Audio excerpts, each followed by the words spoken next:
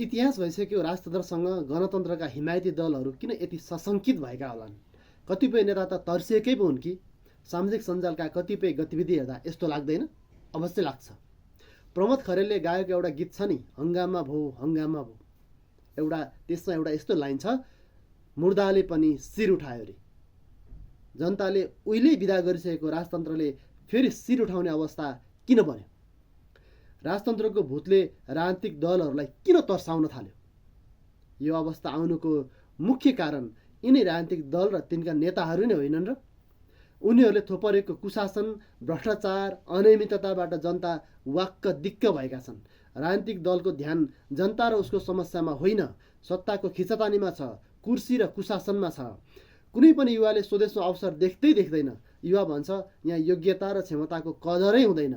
यहाँ योग्यता र क्षमताको होइन, राजनीतिक पहुँच मूल्यवान भइदिन्छ। पैसाकै भरमा अयोग्यता पनि योग्यतामा बदलिन्छ। यहाँ सबथोक पैसामा बिक्छ। नबिक्ने त किसानको उत्पादन न हो। यहाँ दुध र उखु बेचेर पैसा आउँदैन। टमाटर, काउली, आलु स्वदेशको चल्दैन।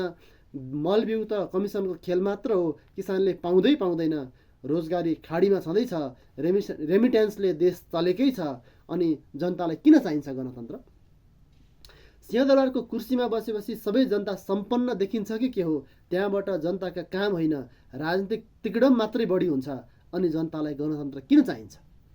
गणतन्त्रलाई साँच्चैकै गणतन्त्र जसरी कार्यान्वयन गरेको भए, जनताका आवश्यकता र समस्यामा केन्द्रित भएर काम गरेको भए, भ्रष्टाचारलाई निर्मूल गरेको भए, जनताको शासन स्थापित गरेको भए, के तिनै जनताले यी नेताको जय जयकार गर्दैनथे र? अझै पनि राजतन्त्रले यसो मुन्टो उठाएको मात्रै हो। बहुसङ्ख्यक जनताले उसको पुनरागमन पत्याएकै छैन। तर यस्तै अवस्था रहे गणतन्त्र मात्र होइन, राजनीतिक दल र तिनको नेताको भविष्य नै सुरक्षित देखिँदैन। त्यसैले बेलैमा सबैको घैँटोमा घाम लागोस्। यहाँ राजतन्त्र ल्याउने त हुँदै होइन, नेता लखेट्ने दिन पनि नआओस्।